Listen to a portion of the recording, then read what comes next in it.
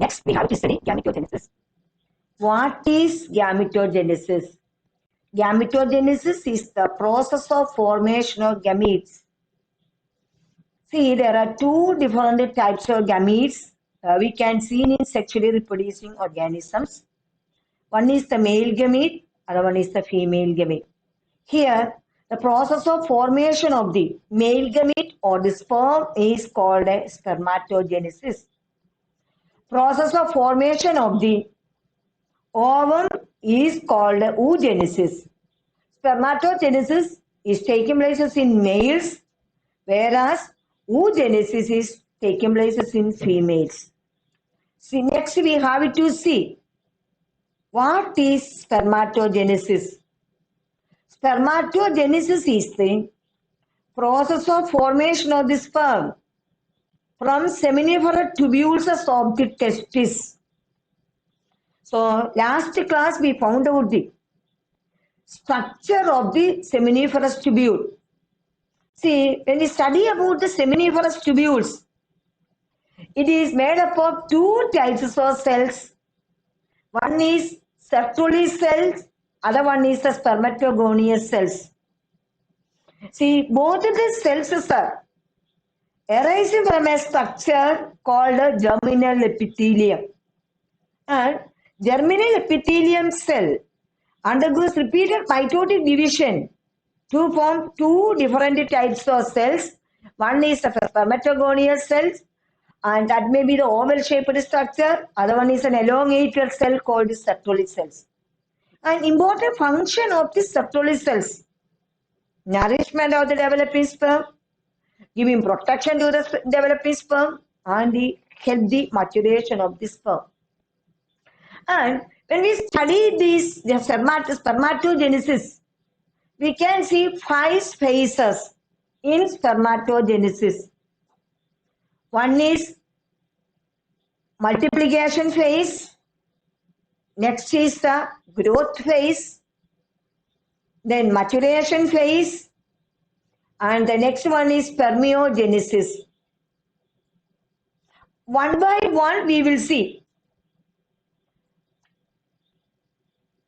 See, when we study about the multiplication phase, that is the germinal epithelial cell produces large number of spermatogoneous cell or the sperm mother cell.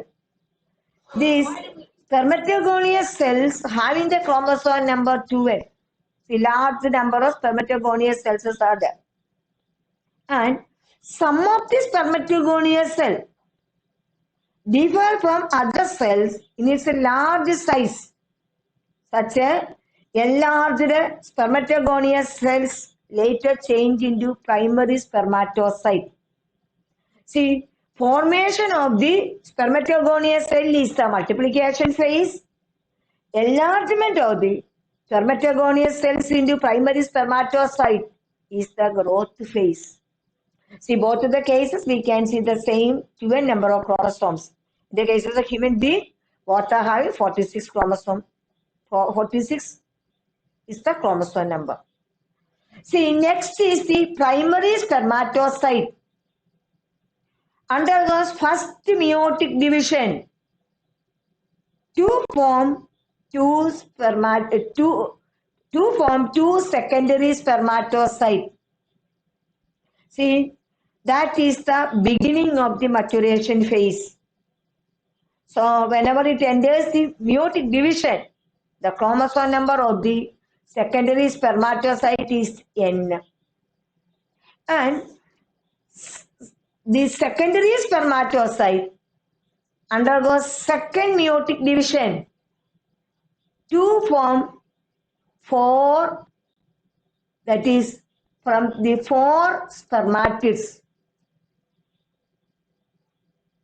And see, when we study about these spermatids, they are round in shape, that are buried in this. These are the spermatids and they are presenting in these Sertoli cells. See, under the influences of the growth hormone, under the influences of the hormone, spermatozoids undergoes changes, and the process of formation of the sperm from spermatid is called as spermiogenesis. The spermatid is circular in shape. It is changed into spoon-shaped sperm. That is important changes we can observe. One is the change in the shape of the sperm, circular to spoon shape. Sperm, it is motile, whereas the spermatid is non-motile. And in the cases of the sperm, we can see three important regions. One is the head, second one is the middle piece, and the third one is the tail. No such change we can see in the spermatid. And in the spermatid, whenever it is changed into sperm, loss of major portion of the cytoplasm. The spermatid contains the Golgi bodies. That Golgi body change into acrosome. This acrosome is a cap that's seen at the anterior end of the head of the sperm, and this containing a number of hydrolytic enzymes essential for the fertilization. See, whenever this spermiogenesis is taking place, the sperm head is buried in the Sertoli cells and tail is outside. Whenever proper changes takes place, afterwards sperm is releasing into the lumen of the seminiferous tubule. The process of releasing of the sperm into the lumen of the seminiferous tubule is called spermiation. See, when we observe the structure of a sperm, see, we can observe the structure of the sperm. This is the sperm. It is divided into four important regions. 4 or 3, you can write it. One is the head region. Then this is the neck region. It is not labeled here. This is followed by the middle piece, then the tail. And this head, it is spoon-shaped or a cone-shaped structure. It is covered with plasma membrane. And the sperm head, we can see the sperm pronucleus. The ploidy 22X, 22 plus X or 22 plus Y. And acrosome is the top, it is a cap, it is contained the hydrolytic enzymes. And in the neck region, we could see two different types of centrioles. They are placed at right angles to one another. See, proximal centriole and the distal centriole. Here we cannot see the proximal centriole, but just below the nucleus, we can see the proximal centriole. And function of the proximal centriole. It is essential for the division of the zygote after the fertilization. Or it helps the division of the zygote. And distal centriole. From the distal centriole, a filament is arising, and this filament is called the axial filament. And this in the tail region, it becomes the part of the tail and helps the movement. And this middle piece, we can see the spiral of mitochondria and the microtubules of the centriole. This, the essential role of the mitochondria, it provides energy for the moving sperm.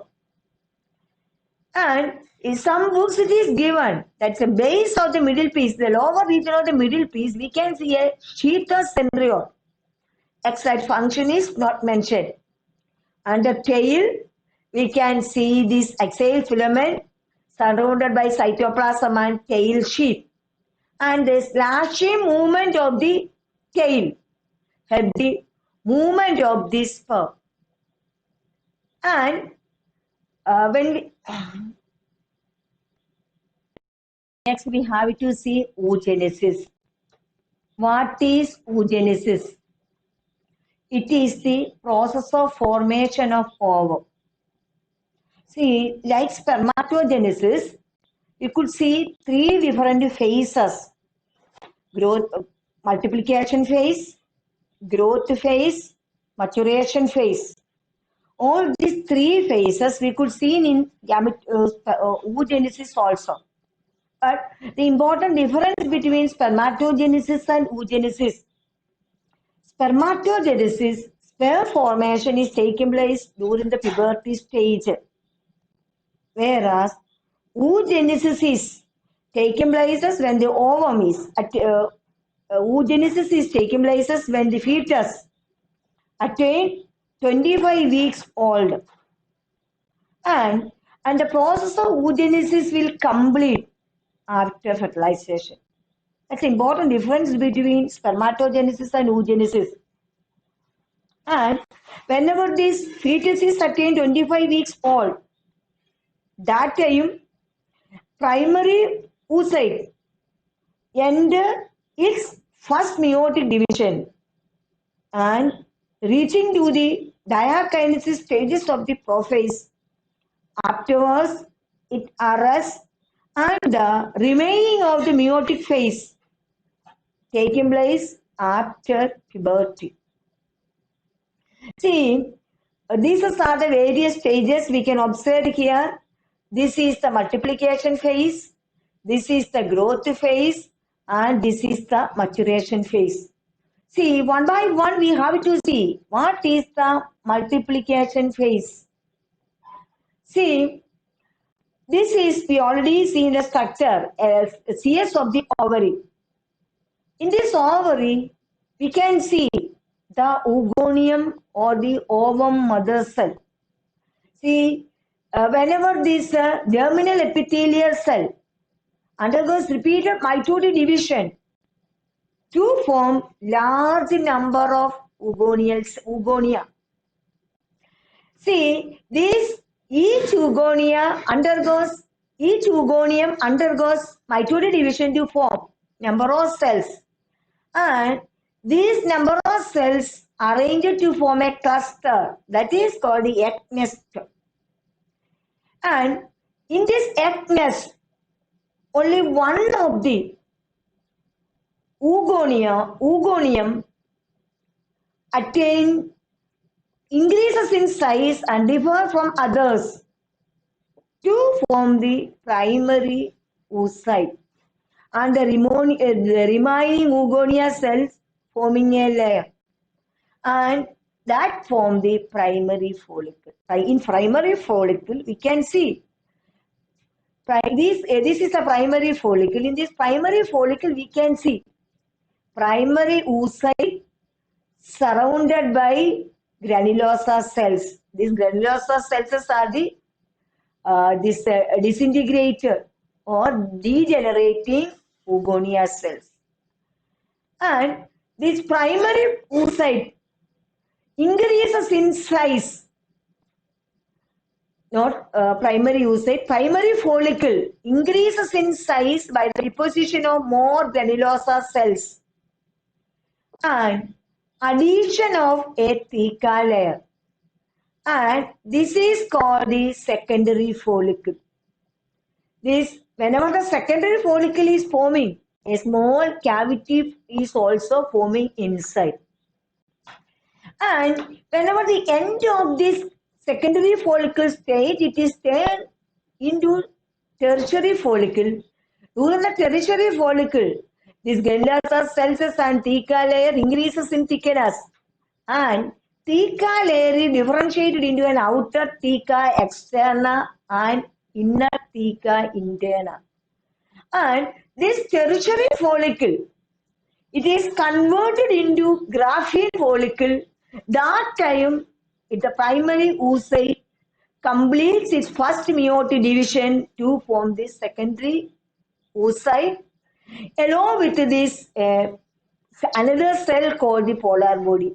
Here, in the cases of the spermatogenesis, this primary spermatocyte undergoes this first meiotic division to form the two similar sized secondary spermatocytes. Whereas in oogenesis, the division is unequal, a large sized secondary oocyte and a small polar body. See, whenever it is attained a graphene follicle, that time theca it increases in size and theca externa and also the theca interna and a cavity is forming inside. This cavity is called, this is the graphene follicle. This cavity is called, this is the theca externa, this is the theca interna and this is granulosa cells and internally there is a cavity. This cavity is called the antrum. And secondary oocyte is suspended into this antrum by means of a stalk that is called the cumulus oophorus. And this cavity, the antrum is filled with a fluid that is called the liquor folliculi. And when we reach this small size the polar body also we can see in this graphene follicle.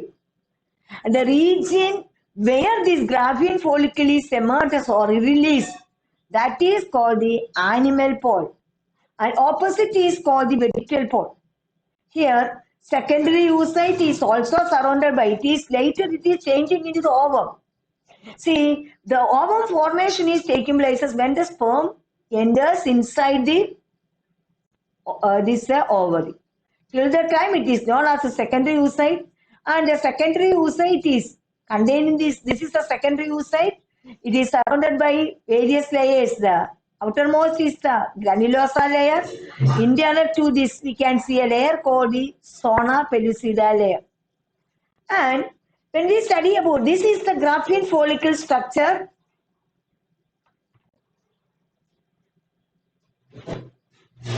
See, the ovulation day, the graphene follicle breaks or release the ovum.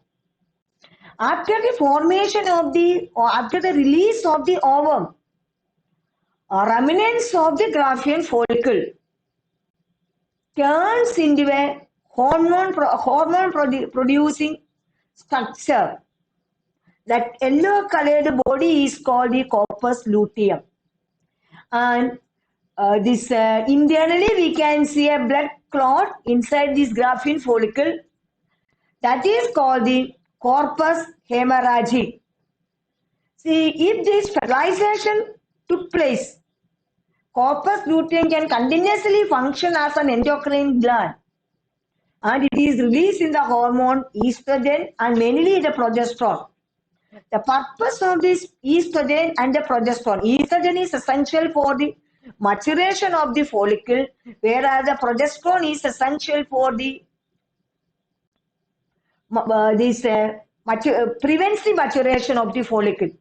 So if the fertilization is not taking place, around 21-22 days, it is produced the maximum progesterone. Whenever the level of the progesterone is high, automatically there is decrease the production of the anterior pituitary hormone LH, and gradually corpus luteum are not able to produce the progesterone. Gradually, that is decreasing. Degeneration of the corpus luteum will take place. Then this corpus luteum is turned into a white colored body called the corpus albicans. Gradually, it disappears, and that leads to the menstruation. We have to see The role of hormones in gametogenesis. We already seen the spermatogenesis and oogenesis.